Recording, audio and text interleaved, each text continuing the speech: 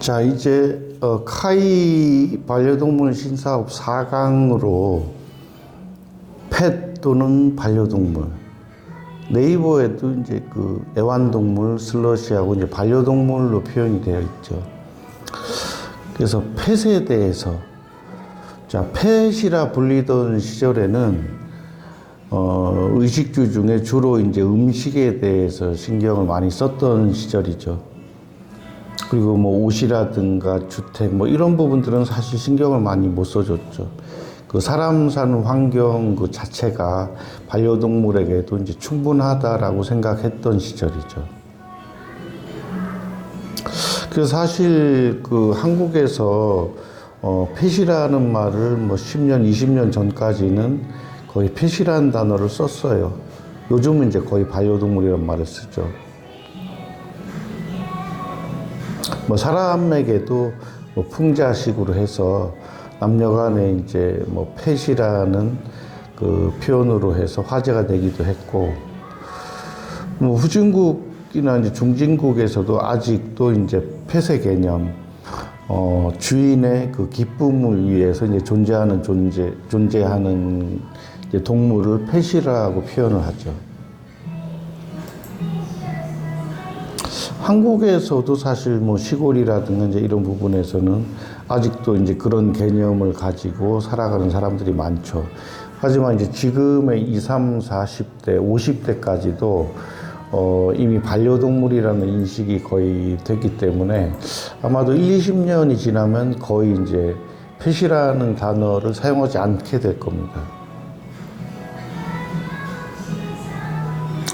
현재 그 후진국에서 개발도상국, 뭐 중진국이라든가 중진국에서 이제 선진국으로 변화하는 나라들, 이런 시장들이 이제 그 상당히 폭발적으로 이제 시장이 커지죠. 반려동물 분야에서는.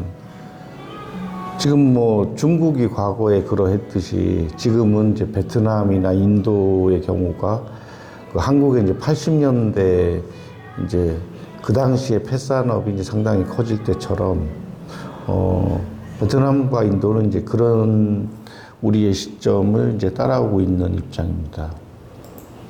그래서 오히려, 시골의 경우는 신사업이 통하지 않을 수도 있어요.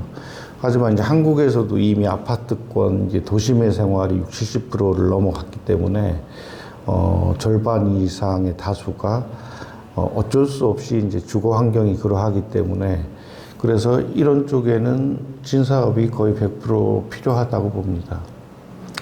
자, 펫이라고 부르던 시절에는 동물 관련한 뭐 자격증이라 하면 뭐 수의사 자격증, 애견 미용사 자격증, 뭐 동물 훈련사 자격증, 이제 이 정도가 대부분이었어요. 그래서 일하는 분야도 뭐 동물병원, 뭐 애견 미용실, 훈련소, 그리고 이제 취업하고 경력이 쌓이면 뭐 직접 또 사업자를 내고 활동을 하기도 하죠. 근데 이런 생각을 해보죠. 요즘에 스타트업 회사는 물론이고, 뭐 대기업 계열사도 펫이라는 단어를 그 회사나 브랜드에 넣고 있어요. 물론 이제 이 부분이 펫은 한 글자고 반려동물은 네 글자니까 이제 그렇기 때문이라고 생각을 하는데 방법이 있을 거예요. 그래서 조금 카이가 바라보는 입장에서는 이런 회사나 브랜드들은 앞으로 이 펫이란 단어를 빼기 위해서 상당한 비용과 그 이미지 전환에 노력을 해야 될 거예요.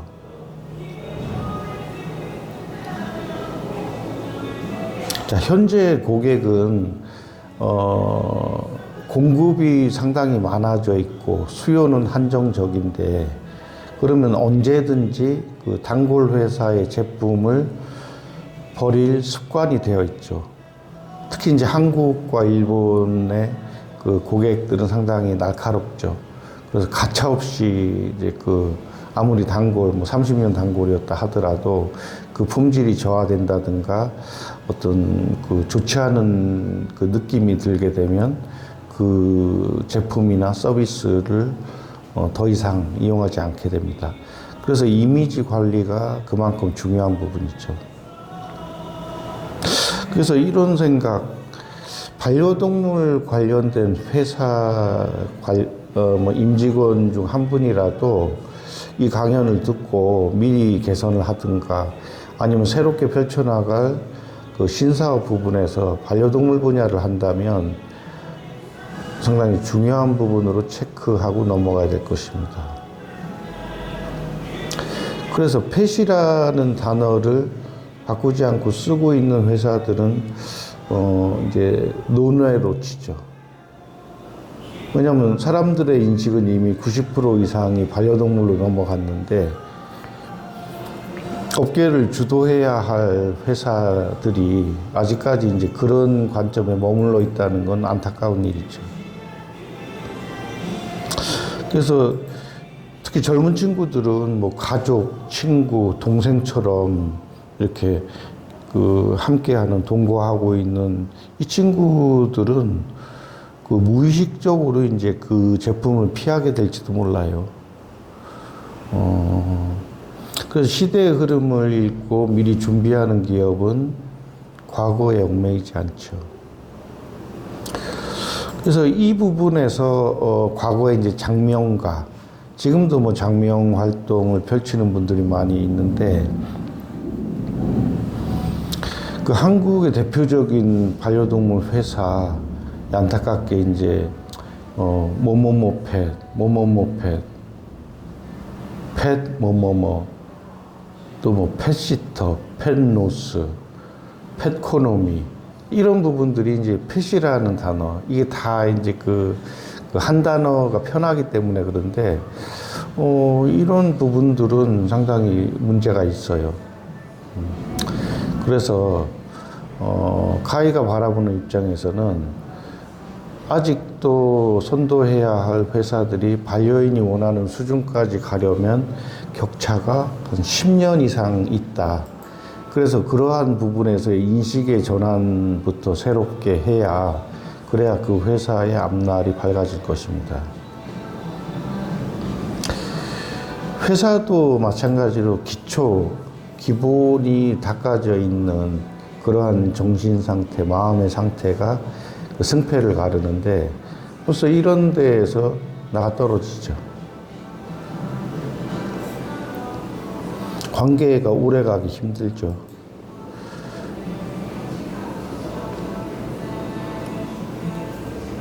그래서 장명가를 직업으로 하는 분들은 뭐 이름을 짓기도 사람의 이름을 짓기도 하지만 요즘 뭐 동물의 이름도 지을 수가 있죠.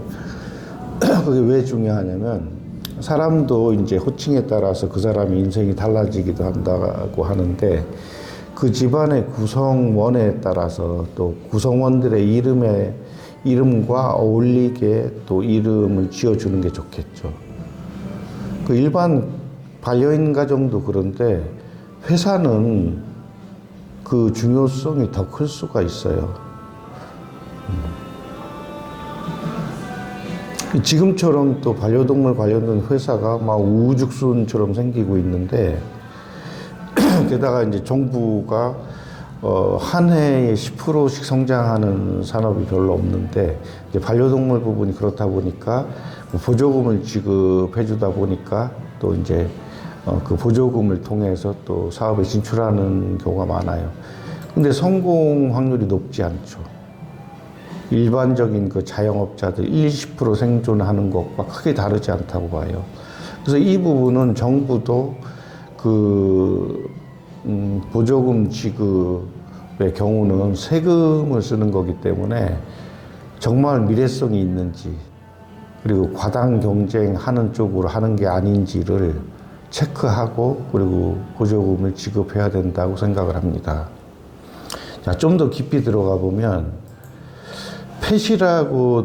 펫이라는 단어가 들어간 회사들은 대부분이 뭐 사료용품, 간식 이런 걸 하는 플랫폼 대부분이에요. 그래서 어찌 보면 플랫폼이라 하면 뭐 물건을 판매하는 것뿐만 아니라 의사소통, 뭐 회사와 그 공급과 수요자 간의 의사소통과 또 수요자들끼리의 그 의사소통, 이런 부분들이 전체적으로 이루어져야 하는데, 지금 보면은 좀 부끄러울 수준이죠. 플랫폼이라 하면, 그러면 뭐 예를 들면 쿠팡이라든가 뭐 이런 뭐 쓱배송이나 이런 거하고 뭐 그게 무슨 차이가 있을까요? 별 차이가 없다고 봐요. 그래서 이 부분이 그 회사들의 그 아킬레스건이 될 수가 있어요. 그래서 카이가 예상하기를 10년 내로 그 3천조 시장 중에 10분의 1에도 미치지 못하는 그 300조. 그래서 그 시장을 가만히 내비두면 한 10년 후 정도는 현재 200조 원 좀 넘는 시장에서 300조 원으로는 가 있을 거예요. 그래서 그거를 그대로 내비두고 카이는 이제 나머지 3천조 중에 그 2,700조를 만들어내는 거죠. 그러니까 그 10분의 1에도 미치지 않는 그 300조 시장에서 이 박터지게 그 경쟁을 하는 거예요. 그래서 한국 사회에서는 리더가 없어요. 예를 들면 한 분야에 있어서 그 옳지 않은 부분이 있으면 좀 바로잡고 이런 게 있어야 되는데, 그런 역할이 언젠가부터 없어졌어요. 그래서 카이는 이제 반려동물 시장에 있어서 뭐 예를 들면 그 동물병원과 뭐 애견샵, 뭐 애견 미용사 간의 경쟁 뭐 이런 게 아니라 같이 상생할 수 있는 길을 찾다 보니까 새로운 시장을 만들어야 되겠다는 생각을 했고, 또 이 부분은 문을 막아놓은 게 아니라 문을 열어놓고 알려주는데도 안 해요.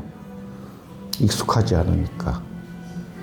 그래서 익숙한 부분들은 누구나 알고 있는 거는 누구나 알다시피 누구나처럼 그냥 월 평균 200, 250을 벌어가는 수준이고, 그 하이 리스크 하이 리턴인데 그 작은 리스크도 감내하지 않고 그 경쟁의 소용돌이 불나방처럼 뛰어드는 모습들은 참 안타까워요.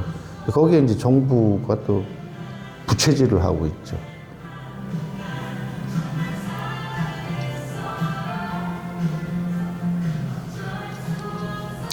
그래서 결론적으로 그 미래 반려동물 시장은 80% 이상이 반려동물의 의식주 밖에서 일어난다는 사실을 알아야 돼요. 2000년에 인터넷 혁명, 2010년에 모바일 혁명이 일어나면서 인터넷 기반의 기업들이 그 하늘 높은 줄 모르고 가다가 모바일에게 뺏겼죠. 삼성이 이제 그 모바일을 이제 주도했고, 그래서 그런 10년 사이에 그런 일들이 일어나는데, 그래서 결국에 인터넷 기반으로 하고 모바일을 기반으로 한 회사들이 기존의 뭐 그 공장들 이런 거를 다 그 시가총액을 뛰어넘고 또 그 부분들을 인수하는 지경에 이르렀죠. 반려동물 분야도 마찬가지입니다. 의식주에서 특히 이제 먹는 부분에서 사료가 차지하는 비중이 크다 보니까 이제 그 사료를 하는 사람들이 어찌 보면 이제 그 전체적인 흐름을 만들어내는데, 그러다 보니까 의식주 외 부분에는 이제 신경을 잘 안 써요. 사료, 간식, 조금 더 하면 뭐 영양제 정도, 거기다 조금 더 하면 뭐 그 요새 다가올 그 원격 진료 뭐 이런 부분, 원격 진료 부분도 전혀 현실에 매치될 수 없는 부분들을 따로 놀고 있는 형국이에요. 그래서 카이에서는 어떻게 하면 수의사의 영역을 침범하지 않고 그 IT 기술을 가진 사람들과 수의사 그리고 보호자, 반려동물이 공히 상생하는 방안을 연구를 해놨는데 도움을 받으려고 하질 않아요. 한국 사람들의 특성이 그거죠. 자기 혼자 할 수 있다.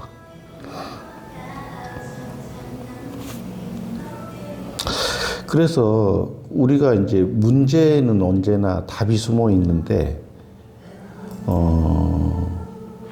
펫이란 단어가 들어간 회사는 앞으로 상품을 기획하고 판매하고 이런 거 궁금치가 않아요. 일단 관문에서 논의 대상이니까. 그래서 장명가분들은 제발 이런 회사들의 좀 이름을 새로 지어주고 또 각 반려동물 가정에 그 반려동물들의 이름도 좀 그 집안과 융화할 수 있도록 뭐 개명을 하든가 또 장명을 해주시기 바랍니다. 조만간 기회가 닿으면 이제 장명과 협회 쪽으로 또 뭐 협업을 할 수도 있겠죠. 자, 이제 폐쇄에서 넘어가서 반려동물이라는 단어로 얘기를 해보죠. 반려동물이라는 것 속에 반려동물 신사업 아이디어가 숨어 있죠. 그래서 다른 말로는 반려동물 행복지수 컨설팅업이라고도 해요. 총칭해서 반려동물이 어떻게 하면 행복할 수 있을까? 또 그로 인해서 반려인들이 행복해질 수 있을까? 한마디로 얘기하면 반려동물 신사업은 핵심이 여기에 있습니다. 그래서 반려동물이란 단어는 사실 그 외국의 그 동물 행동학자 학자의 그 팔순잔치 기념회에서 그 생일 기념회에서 이제 누군가가 우리 펫 대신에 반려동물이란 단어를 쓰는 게 낫지 않을까? 그래서 이 부분들이 이제 전 세계에 퍼져서 이제 반려동물로 부르자 이렇게 된 거라고 해요. 한국의 그 검색 1위 네이버가 그래서 20년 전부터 그거로 해서 앞에 애완동물, 슬러시, 반려동물 이런 식으로 표기를 하고 있죠.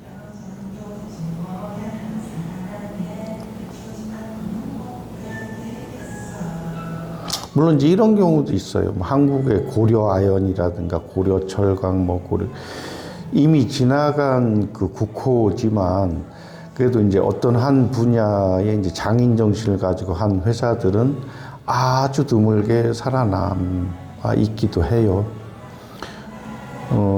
하지만 대부분의 회사들은 그 단어 무게를 견디지 못하고 망하게 되죠. 최근에는 이제 휴머니제이션, 동물의 인간화라고 해서 이제 동물이 아니라 그냥 너는 사람이다. 이제 이런 생각으로 이제 젊은 친구들은 반려동물을 대해요. 그래서 그게 트렌드화 되고 있어요. 그래서 이 강연, 오늘의 강연은 이제 지금 한 20분이 채 안 됐는데, 이걸 들으면서도 아마, 그렇다면 이제 내가 생각했을 때는 이제 이런 아이디어도 통할 수 있겠다. 이제 그런 게 떠오르는 사람들은 시도를 해보세요. 항상 신사업이라는 건 100%가 아니라 50%만 해도 성공할 확률이 높아요.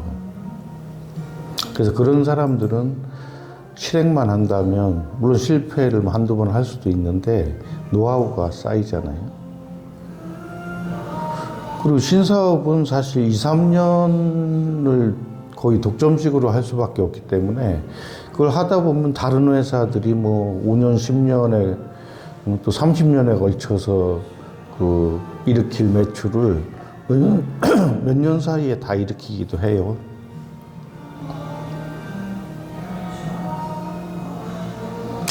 그래서 요즘엔 10년을 내다보는 게 아니라 1년 안에 승부가 날 수 있어요. 물론 이제 카이 연구원 같은 경우는 이제 100가지 아이디어를 펼쳐야 하기 때문에 10년이 걸립니다. 자, 펫 시대에는 뭐 수의사, 애견미용사, 훈련사에 머물던 자격증이 현재는 반려동물 미용사, 뭐 동물관리사, 장례지도사, 행동교정사, 이제 그 역할이 넓어져 가고 있어요. 하지만 안정적으로 꾸준하게 일할 수 있는 자격증은 그렇게 많지 않아요. 안타깝게도. 그래서 수의사 자격증, 애견미용사, 그리고 이제 뭐 훈련소 일부, 우리 동물보건사도 뭐 동물병원이 없어지지 않는 한에는 그 사람 병원에서 이제 간호사가 계속 필요로 하듯이 동물보건사도 사실 그게 안정적으로 볼 수는 있어요.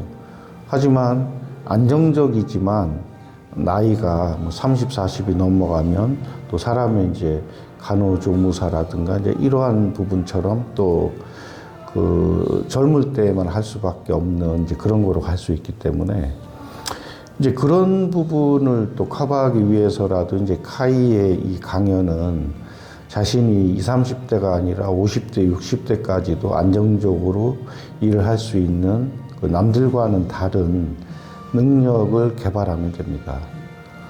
그래서 본 강의 총 100강 중에 그 능력 있는 분들은 기본 30강을 통해서도 자신의 능력을 다른 분보다 한 두세 배 더 발휘할 수 있는 뭐 시간을 많이 배려해서 그럴 필요도 없이 조금만 노력해도 그렇게 될 수가 있어요.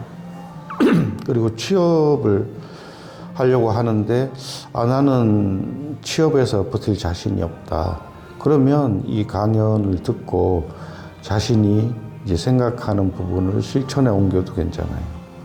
그리고 현재 취업을 하고 있는데 좀 월급이 작다. 그리고 미래가 좀 불안정하다. 이런 분들도 이 강연을 들어주면 제가 봤을 때는 한 80% 이상은 큰 도움을 얻으리라고 생각을 해요. 뭐 노력하지 않는 20%는 어떻게 할 수가 없죠. 그래서 평생 직장이 없는 현실에서도 그 안정적인 수입을 얻을 수 있는 방법은 있죠.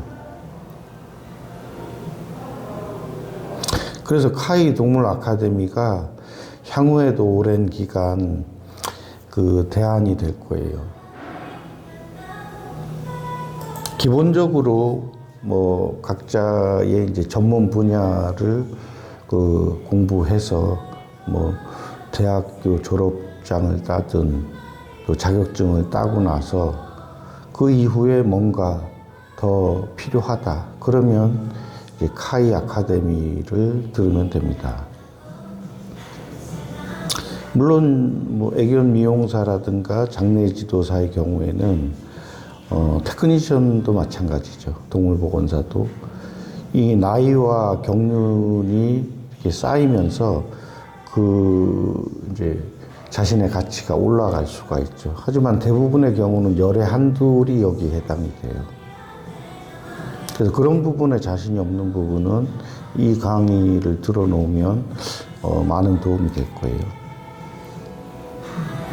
그래서 우리 카이가 뭐 틈틈이 예언을 하는데 아마 반려동물 관련해서는 최고의 자격증이 카이의 그 스페셜리스트가 되지 않을까 생각을 합니다. 나중에는 아마 이거는 뭐 어디 반도체 기술처럼 도면이 있으면 이제 만들어낼 수 있는 그런 게 아니에요. 그래서 장인들이 그 수많은 노력, 뭐 2차 전지가 그렇다고 하는데 그 모든 공정이라든가 노하우 이런 것들이 몸에 배어야 하기 때문에 최소 이제 기술 격차가 10년이 난다고 해요. 그래서 카이도 사실은 앞으로 진행하는 모든 부분에 있어서의 이제 그 기술 격차, 우리 연구원에서 하는 부분은 기술이 아니니까 이제 사업에 있어서의 그 도면이 있는 기술이 아니라 몸에 배어 있는 그리고 기초 체력, 기본 체력, 정신 상태, 마음 상태 이걸 통해서 다른 회사들이 쫓아올 수 없는 기본기를 닦는 걸 우선으로 합니다. 그래서 아마도 나중에 그 카이 스페셜리스트들은 아마 국가에서 관리해야 될 수도 있어요. 왜냐면 이 한 사람이 이제 뭐 어떤 나라에 가서 뭐 몇십조, 몇백조 원을 일궈내는 거는 그렇게 어려운 일이 아니에요. 단지 이제 그들은 그 양떼처럼 이제 누군가가 일러주는 대로만 가는 사람들은 뭐 천지에 널려 있죠. 하지만 이제 그 양떼들이 이제 좋은 풀, 그리고 충분한 먹거리를 안내해주는 이제 그런 카이의 그 스페셜리스트들이 이제 하는 역할이 그런 역할이기 때문에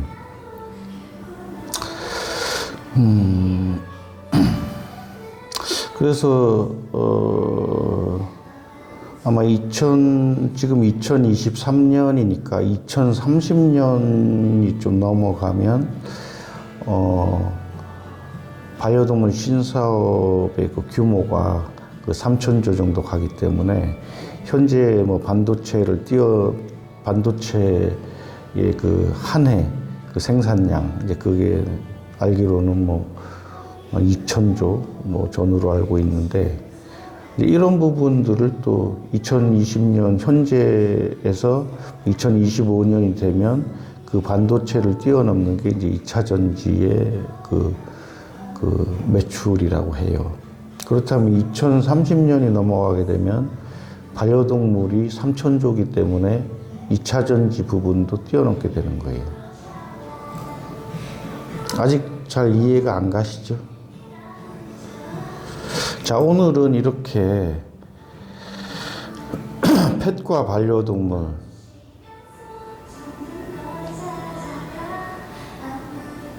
그 질문 속에 답이 있다. 펫과 반려동물 어떤 쪽을 선택할 것인가?